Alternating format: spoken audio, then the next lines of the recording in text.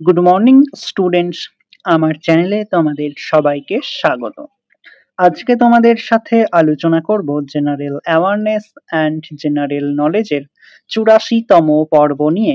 তো আগের পর্বগুলির মতোই আজকের পর্বটিও খুবই গুরুত্বপূর্ণ হতে চলেছে, বিশেষ করে যারা কেপি কনস্টেবল এবং ডাব্লিউবিপি কনস্টেবল পরীক্ষা দিচ্ছ 2024-এ।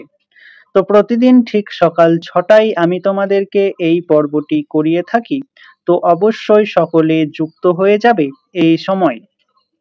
সমস্ত আপকামিং পরীক্ষার জন্যই এই পর্বটি অর্থাৎ এই সেশনটি উপকৃত হবে, যেমন KP constable, WBP constable, SI, miscellaneous, clerkship সমস্ত পরীক্ষাগুলিতেই।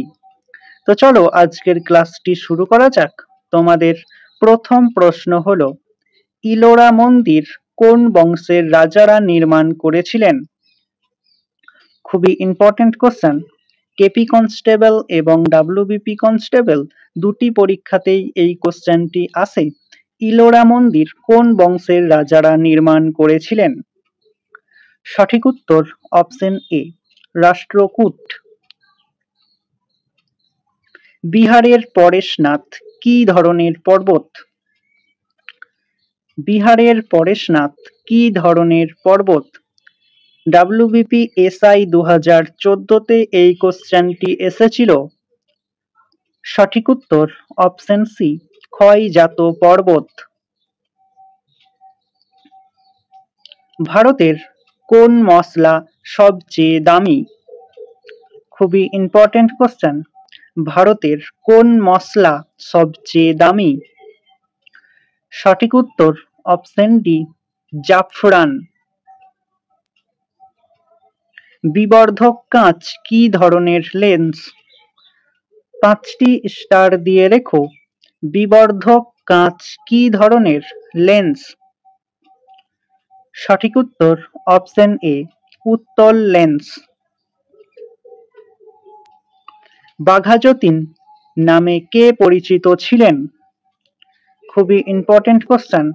ডাব্লিউবিসিএস এ এই কোশ্চেনটি আসে। বাঘাযতীন নামে কে পরিচিত ছিলেন? সঠিক উত্তর option B, Jatindranath Mukhopadhyay. Pulitzer পুরস্কার বিতরণ করা হয় কত সালে? 5টি স্টার দিয়ে রেখো। পুলিৎজার পুরস্কার বিতরণ করা হয় কত সালে? সঠিক উত্তর অপশন সি, 1917 সাল থেকে। পুলিৎজার পুরস্কার কোন ক্ষেত্রের সাথে জড়িত? তোমরা আমাকে কমেন্টের মাধ্যমে জানাও। অজাতশত্রু তার প্ররোচনায় পিতাকে হত্যা করেছিলেন। অজাতশত্রু কার প্ররোচনায় পিতাকে হত্যা করেছিলেন? সঠিক উত্তর অপশন এ, দেবদত্তের প্ররোচনায় অজাতশত্রু তার পিতাকে হত্যা করেছিলেন। আমির খসরু কার সভাকবি ছিলেন? 5টি স্টারের জায়গায় তোমরা 10টি স্টার দিয়ে রেখো। আমির খসরু কার সভাকবি ছিলেন? সঠিক উত্তর অপশন সি, আলাউদ্দিন খলজি। আন্তর্জাতিক মিউজিয়াম দিবস পালন করা হয় কবে? আন্তর্জাতিক মিউজিয়াম দিবস পালন করা হয় কবে? সঠিক উত্তর অপশন সি, 18ই মে। পৃথিবীর শ্রেষ্ঠ তামা রপ্তানিকারক দেশ কোনটি? খুবই ইম্পর্টেন্ট কোশ্চেন। 5টি স্টার দিয়ে রেখো। পৃথিবীর শ্রেষ্ঠ তামা রপ্তানিকারক দেশ কোনটি? সঠিক উত্তর option C, Chile. Naidu trophy কোন খেলার সাথে যুক্ত? খুবই ইম্পর্টেন্ট কোশ্চেন। নাইডু ট্রফি কোন খেলার সাথে যুক্ত? সঠিক উত্তর অপশন এ, দাবা খেলার সাথে যুক্ত।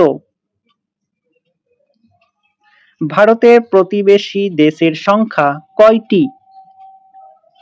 খুবই ইম্পর্টেন্ট কোশ্চেন, ভারতের প্রতিবেশী দেশের সংখ্যা কয়টি? সঠিক উত্তর অপশন ডি, মোট 9টি।